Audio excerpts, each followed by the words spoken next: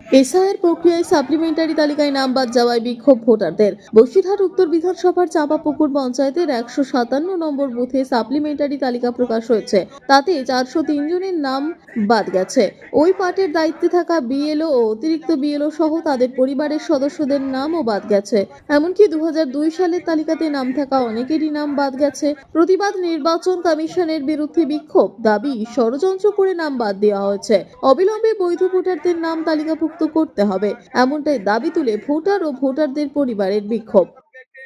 157 নম্বর booth নম্বর 1317টা ভোটের থেকে 403 vote আমাদের ডিলিট করেছে। আমরা দীর্ঘদিন আজ 20 বছর ধরে ভোট দিয়ে আসছি, অথচ নাগরিক কর্তব্য আমাদের 403 জনের ভোটের থেকে ক্যান্সেল করেছে, আমাদের ডিলিট করেছে।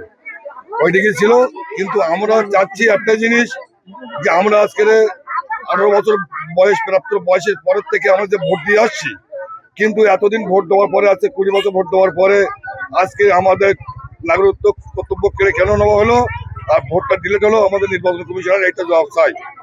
আমরা সাধারণ মানুষ, আমরা কোনো বিক্ষোভ জানাবো না, আমরা সাধারণ জানাই নির্বাচন কমিশনের আবেদন, যা সুষ্ঠুভাবে আমাদের বৈধ ভোটারগুলো অবৈধ ভোটারগুলো বৈধ করার জন্য আমরা আবেদন জানাচ্ছি। আমাদের শান্তি বার্তা চাই, যাতে বৈধ ভোটারগুলো সুষ্ঠুভাবে ভোটটা দিতে পারে। আমরা কোনো বিক্ষোভ জানাবো না, শান্তি বার্তা চাই। নাম ডিলিট এসেছে সব আমাদের গ্রামে 400-450 লোকের নাম ডিলিট এসেছে। কিসের জন্য? 403 জনের। হ্যাঁ, 403 জনের নাম ডিলিট এসেছে। কাগজপত্র সব জমা দেওয়া হয়েছে, যা যা নথিপত্র দেওয়ার দরকার সব দেওয়া হয়েছে, তারপরেও নাম কেন ডিলিট আসলো? কোনো ডকুমেন্টস কারোর কাছে কমতি ছিল না আমাদের। সমস্ত কিছু জমা দেওয়া হয়েছে। আপনার বাড়ি কতজনের নাম ডিলিট হয়েছে? আমাদের বাড়িতে প্রায় 9 জনের মতো নাম ডিলিট এসেছে।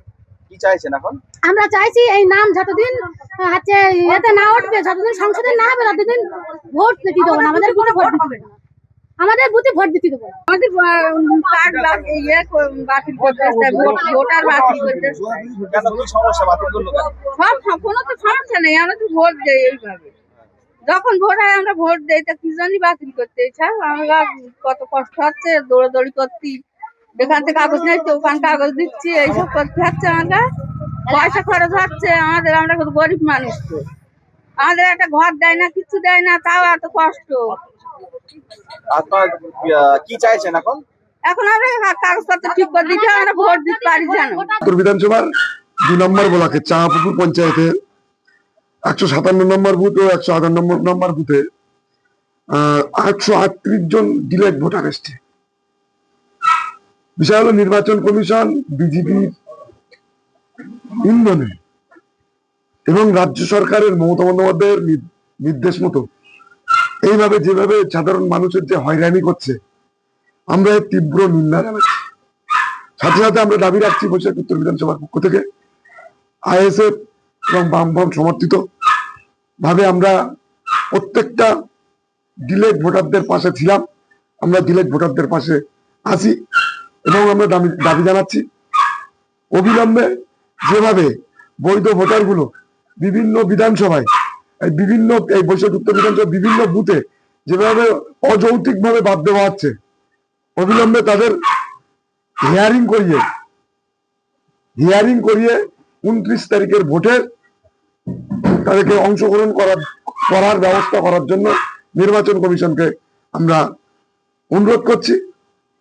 আর আমরা প্রত্যেকটা ডিলেট ভোটারকে বলবো, আপনারা ভয় পাবেন না, আপনারা আতঙ্কিত হবেন না।